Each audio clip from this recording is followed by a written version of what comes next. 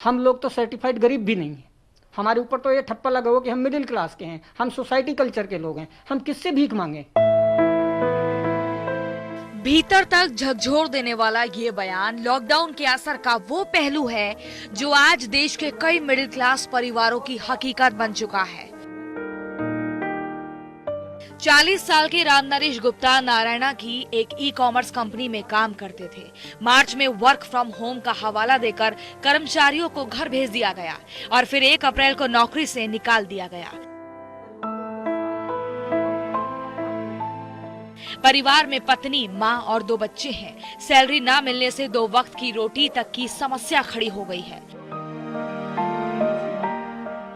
Bill न भरने के चलते महीने भर से परिवार बगैर बिजली के रह रहा है।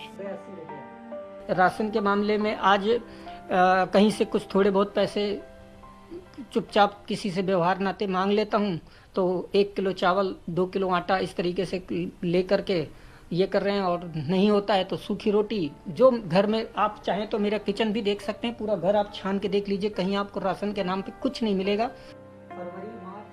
रामनरेश ने बताया कि सैलरी ना मिलने पर वो आत्महत्या के बारे में सोचने लगे और जब आत्महत्या के बारे में कंपनी के चेयरमैन को बताया तो वहां से रिप्लाई आया कि अब कर ही लो। क्या उनका जवाब आया? उनका जवाब बहुत ही शॉकिंग जवाब आया। उन्होंने लिखा है अब कर ही लो। मतलब मैं सुसाइड करने का लिखता हूं तो वो कहते हैं अब कर ही लो। मैंने अपने नोएडा के डीएम को भी डीएम के हेल्पलाइन नंबर पे कॉल करके राशन मांगा और उनको छुपाने को भी बोला कि सर मैं विनती करता हूं मेरा नाम ना कहीं आए, आप अगर यहाँ आकर के आए तो चुपचाप मुझे घर में राशन दे दें। मैं वाकई में बहुत परिस्थितियों में हूँ।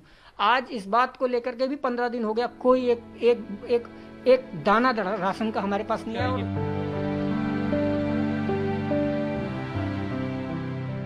जब मिडिल क्लास की ये दशा है तो उनका सोचिए जिनकी जिंदगी सड़क किनारे कटती है।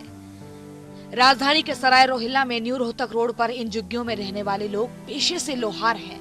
1942 के आसपास पलायन करके आए इन लोगों को ये पेशा और गरीबी दोनों विरासत में मिली है। सड़क पे पड़े लड़कियों को लिए, बच्चों को लिए कैसे गुजारा करें।